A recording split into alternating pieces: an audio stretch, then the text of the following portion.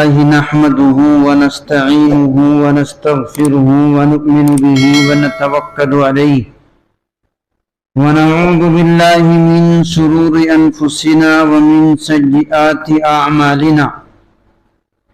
أما بعد فأعوذ بالله من الشيطان الرجيم. بسم الله الرحمن الرحيم. الطلاق مرتان فإمساك بمعروف أو تسريح بإحسان. صدق اللہ العظیم. محترم و معزز حاضرین گرامی، گزشتہ ہفتے ہم لوگ اسلام کا نظام طلاق کے احکام و مسائل، اس کے متعلق ہم نے گزشتہ ہفتے گفتگو کی تھی. بات یہاں تک پہنچی تھی کہ طلاق کی تعداد اگر ایک اور دو ہو تو اس کو طلاق رجعی کہتے ہیں. طلاق رجعی کا مطلب یہ بتلایا گیا تھا کہ ایسی طلاق جس میں طلاق دینے کے بعد بھی شوہر کو عدت کے ایام میں رجوع کرنے کا اختیار رہتا ہے. یہاں پر بات ختم کی گئی تھی. اسی بات کو آگے بڑھاتے ہوئے ہم لوگ چلتے ہیں. ہم کو معلوم ہونا چاہیے کہ طلاق ایک اور دو ہو تو طلاق رجعی کہلاتی ہے. یعنی ایک طلاق دیے تو بھی رجعی ہے اور دو دیے تو بھی طلاق رجعی ہے. یہ الطلاق مرتان کا مطلب ہے. قرآن شریف میں اللہ تعالیٰ نے ارشاد فرمایا الطلاق مرتان، کہ طلاق دو ہیں. دو ہے کا مطلب طلاق رجعی دو ہے. یعنی ایسی طلاق جس میں طلاق دینے کے بعد شوہر کو رجوع کرنے کا اختیار ہے، واپس لینے کا اختیار ہے، اس کی تعداد دو ہے. ایک طلاق دیا تو بھی رجعی ہوگی اور دو طلاق دیا تو بھی طلاق رجعی ہوگی. یہاں تک اس کو اختیار ہے. مثال کے طور پر آپ نے ایک طلاق دی، ابھی آپ کو عدت کے اندر رجوع کرنے کا اختیار ہوتا ہے. اور اگر ایک سے آگے بڑھ کر دو طلاق دی، دو مرتبہ طلاق کے لفظ کو بولا، تب بھی ابھی طلاق رجعی ہے. یہ الگ بات ہے کہ اب طلاق دو ہو گئی، ابھی بھی وہی حکم ہے کہ عدت کے اندر اگر اس کو رجوع کرنا چاہے تو رجوع کر کے دوبارہ نکاح میں رکھ سکتا ہے. اور اگر عدت ختم ہو گئی، پھر سے اگر نکاح کرنا ہے تو صرف نکاح کر کے اپنے زوجیت کے اندر بیوی کو لا سکتے ہیں. ایک طلاق کا بھی یہی حکم ہے اور دو کا بھی یہی حکم ہے. لیکن اب جب دوبارہ نکاح کر کے زوجیت میں لائیں گے، ایک طلاق دیے اور ایک طلاق دینے کے بعد چاہے عدت کے اندر رجوع کر لیے یا عدت ختم ہونے کے بعد دوبارہ نکاح کیے، تو اب اس کو دو ہی طلاق کا اختیار باقی رہے گا، کیونکہ ایک عورت تین طلاق کی مالک ہوتی ہے. اب ایک طلاق دینے کے بعد جب دوبارہ نکاح کرے گا تو اب وہ دو طلاق لے کر کے آئے گی. مطلب یہ ہے کہ جس طرح تین طلاق دینے سے طلاق مغلظہ ہوتی ہے، اب اگر دو بولے گا تو طلاق مغلظہ ہو جائے گی، کیونکہ پہلے ایک دے چکا تھا. یا اگر دو طلاق دیا ہے، دو طلاق دینے کے بعد ابھی اس کو رجوع کرنے کا اختیار ہے. اب اگر پھر سے رجوع کر لیتا ہے یا نکاح کرتا ہے تو اب وہ واپس ایک ہی طلاق لے کر کے آئے گی، کیونکہ دو پہلے دے چکا ہے تو اب وہ ایک ہی باقی رہے گی. اب زندگی میں کبھی بھی صرف ایک بھی بولے گا تو وہ تینوں ہو جائے گی. اس لیے کہ ایک عورت کو ایک شوہر سے تین ہی طلاق کا اختیار ہوتا ہے، چاہے وہ ایک ساتھ دے چاہے الگ الگ دے. تو ایک اور دو طلاق تک طلاق رجعی کہلاتی ہے. طلاق کی پہلی قسم ہے. طلاق کی دوسری قسم ہوتی ہے طلاق بائن. طلاق بائن کا مطلب یہ ہوتا ہے کہ اس میں لفظ طلاق بولتے ہی نکاح ختم ہو جاتا ہے. یہ طلاق رجعی اور طلاق بائن میں فرق ہے. طلاق رجعی کے اندر یہ بتلایا گیا ہے کہ طلاق دینے کے بعد इद्दत तक निकाह बाकी रहता है और इद्दत के अंदर अंदर उसको बगैर निकाह के रुजू करने का इख्तियार है। और तलाक बाइन में जैसे ही अल्फाज तलाक बोले जाएंगे वैसे ही निकाह खत्म हो जाएगा। दोनों के अंदर फर्क यह है, तलाक रजी जो वाक़ होती है वो ऐसे अल्फाज से होती है जो तलाक के लिए ही इस्तेमाल किए जाते हैं। जैसे अरबी में लफ्ज़ तलाक है, उर्दू में हम लोग के माशरे के अंदर बोलते हैं छोड़ दिया। छोड़ दिया का जो लफ्ज बोलते हैं ये किस माना में इस्तेमाल होता है? तलाक के लिए। किसी भी माशरे में अगर कोई शख्स किसी से आप सुने कि उसने अपनी बीवी को छोड़ दिया तो हम लोग क्या समझेंगे? उसकी अम्मा के मां छोड़ दिया? नहीं, बल्कि समझेंगे कि उसको निकाह से निकाल दिया है। तो हमारे माशरे में छोड़ दिया का लफ्ज बीवी के वास्ते अगर बोले तो वो तलाक के माना में इस्तेमाल होता है।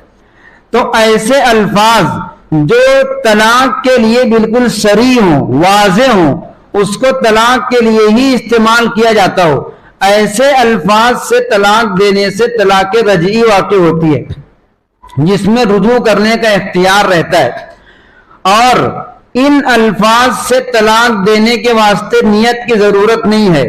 आप बगैर नियत के भी तलाक का लफ्ज बोलेंगे बीवी को या छोड़ दिया बोलेंगे तो आप बाद में बोले मेरी तलाक देने की नियत नहीं थी, तो आपकी बात का एतबार नहीं होगा।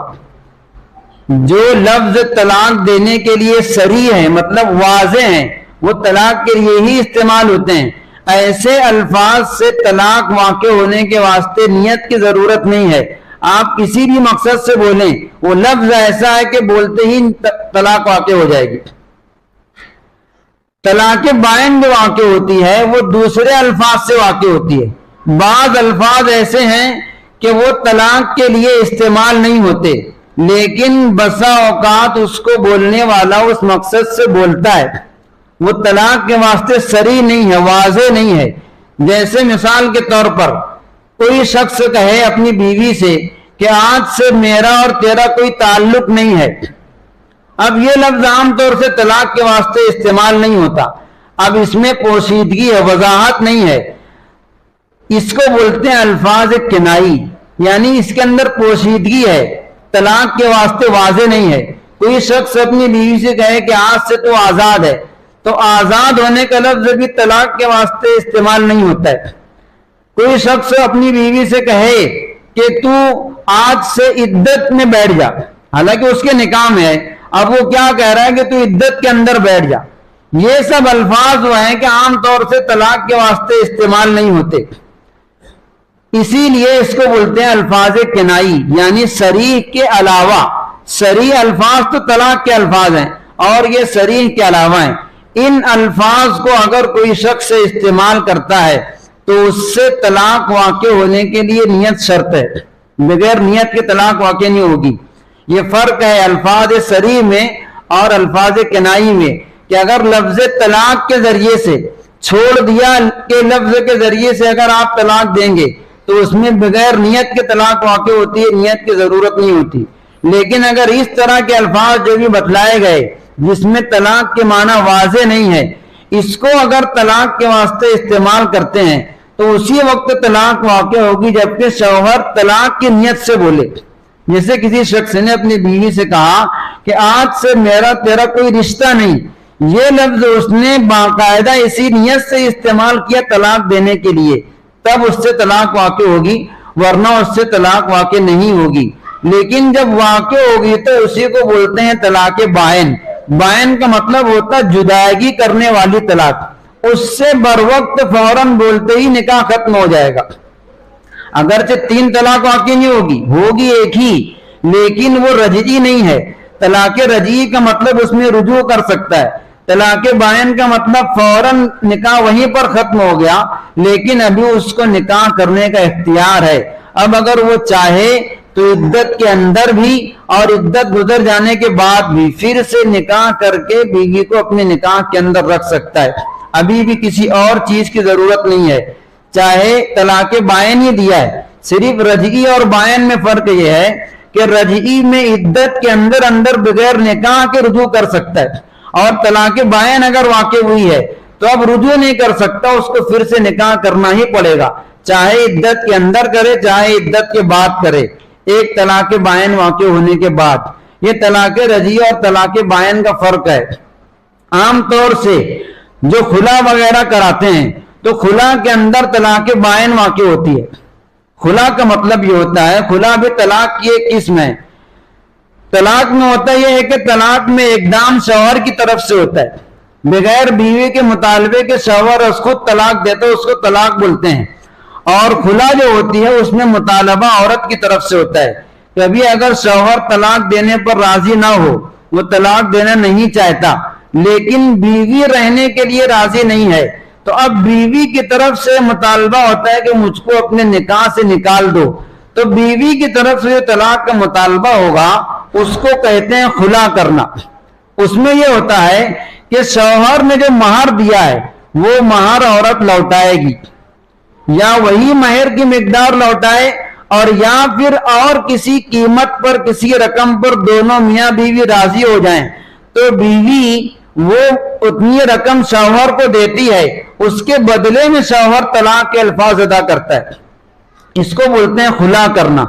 دونوں میں فرق یہ ہے کہ طلاق میں اقدام شوہر کی طرف سے ہوتا ہے، شوہر طلاق بولتا ہے، اور خلا کے اندر مطالبہ اور مانگ اور اقدام یہ بیوی کی طرف سے ہوتا ہے۔ بیوی کہتی ہے کہ مجھ کو تم سے خلا کرنا ہے، تمہارے ساتھ نہیں رہنا ہے۔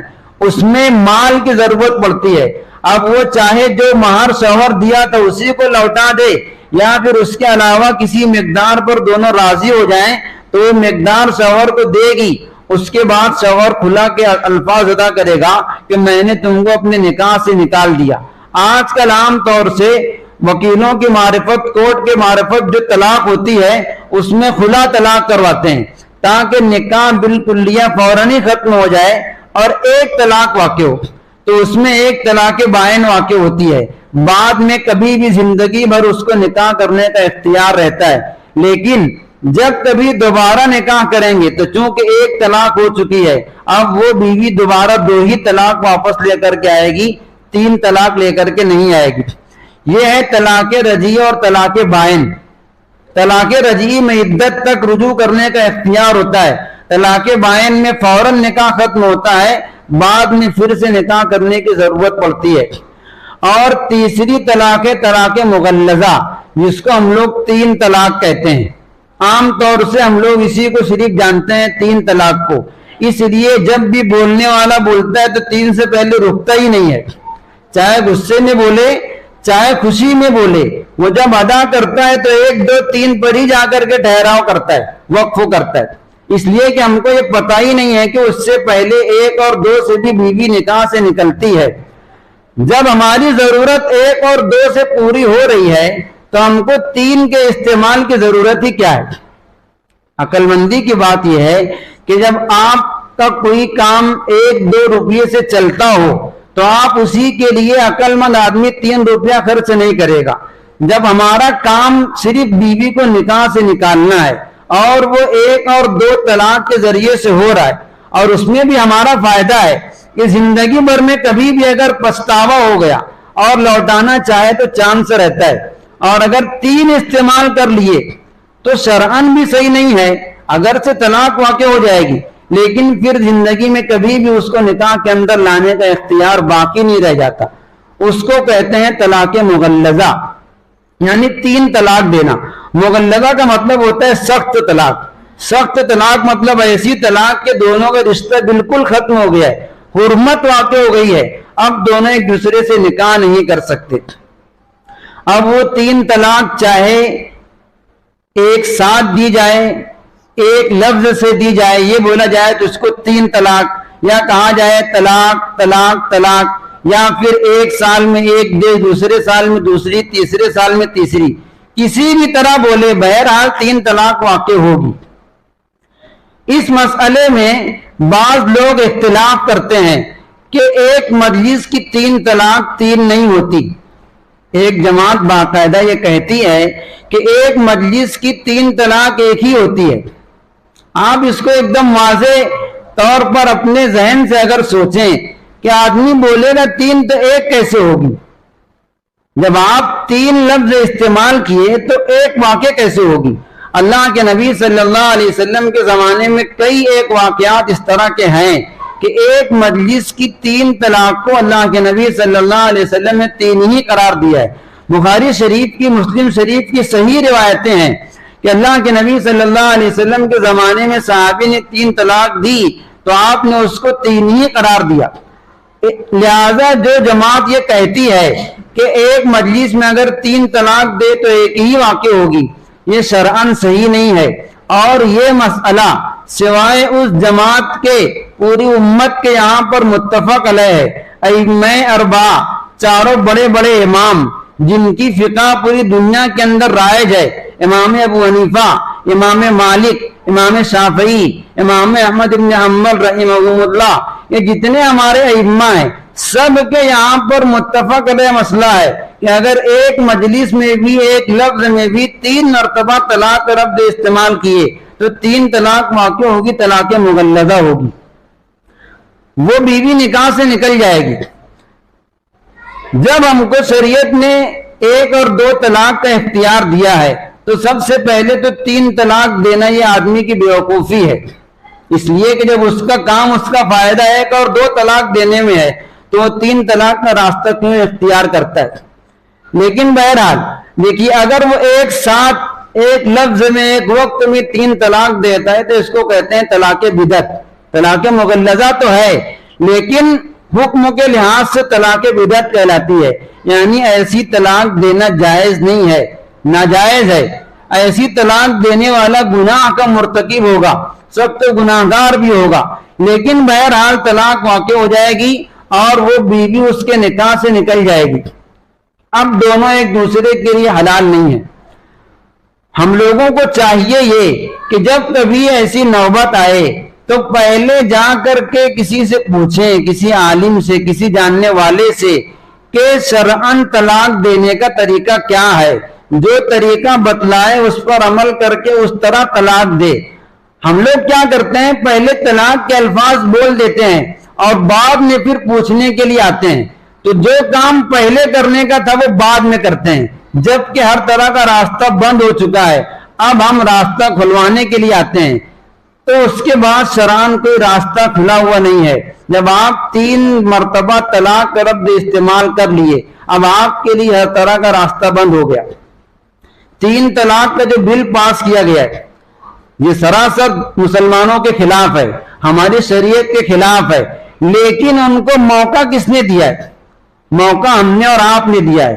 اگر ہم نے اپنے معاشرے کے اندر شریعت کے بتائے ہوئے صحیح اور بہتر طریقے پر طلاق کو رواج دیا ہوتا، 1 اور 2 طلاق سے ہی کام چلاتے، تو آگے نہ 3 طلاق کی نوبت آتی اور نہ پھر اس کے بعد جو مرحلہ ہوتا ہے حلالہ کرنے کا اس کی نوبت آتی۔ تو کسی کی کیا مجال تھی کہ ہمارے شریعت کے اندر دخل اندازی کرتے؟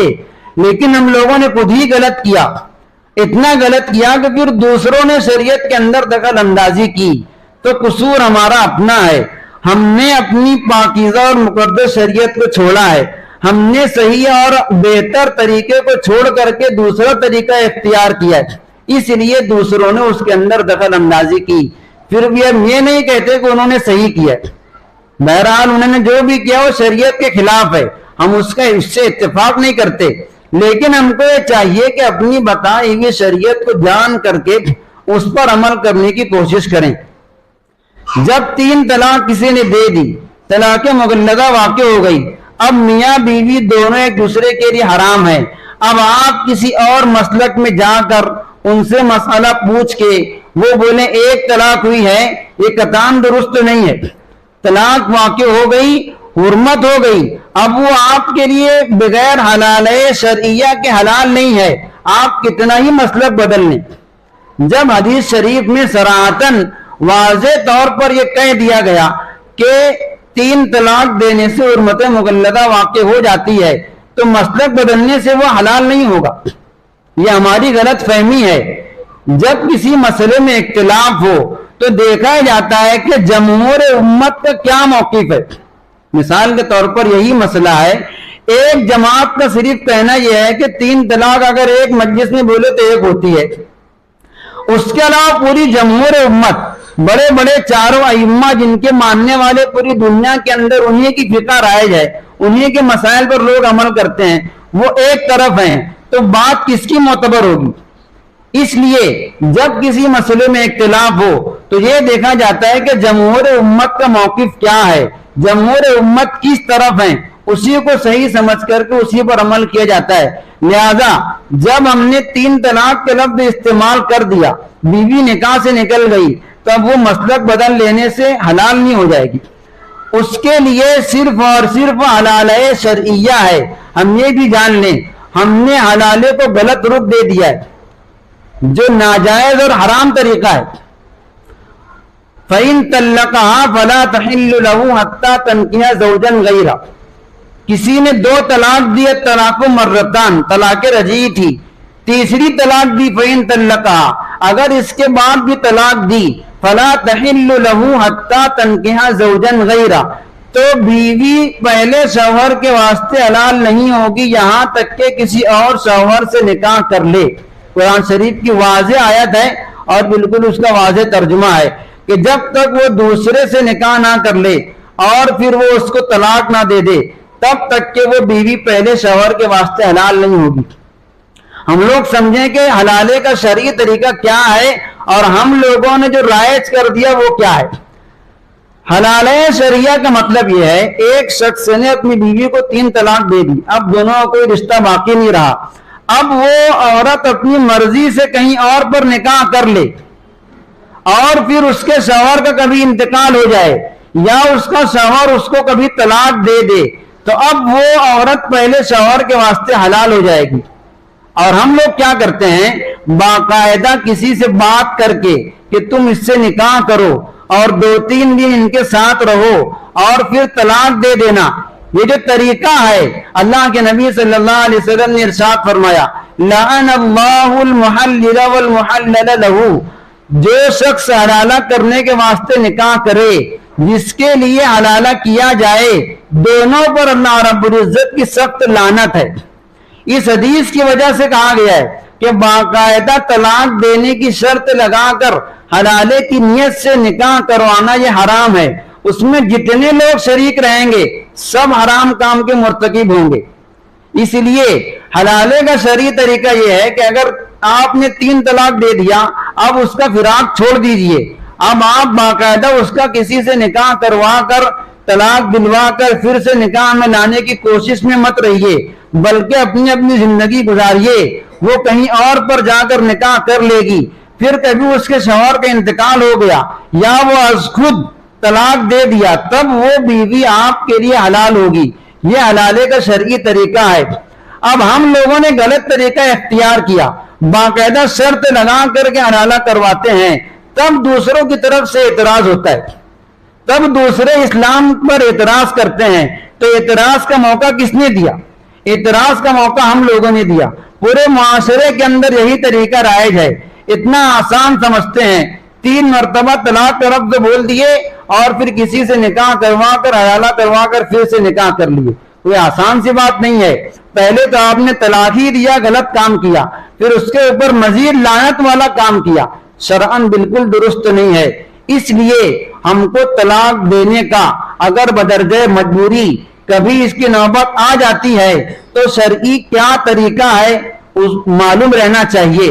गुज़श्ता हफ्ते और इस हफ्ते की पूरी गुफ्तगू के अंदर यही बतलाया गया है कि तलाक देने का शरई तरीका क्या है कि आप 1 तलाक दे दें और बीवी को उसके हाल पर छोड़ दें। इद्दत के अंदर अंदर कभी अगर आपके समझ में आ जाए आप रुजू भी कर सकते हैं, और अगर नहीं तो बाद में इद्दत खत्म होने के बाद निकाह खत्म हो जाएगा और जिंदगी भर में कभी भी वापस निकाह में लाना चाहें तो वापस निकाह में ला सकते हैं। शरीयत को जानकर, मसाइल को जानकर उस पर अमल करने की कोशिश करें। अल्लाह ताला अमल की तौफीक अता फरमाए। व आखिरु दावाना अल्हम्दुलिल्लाहि रब्बिल आलमीन।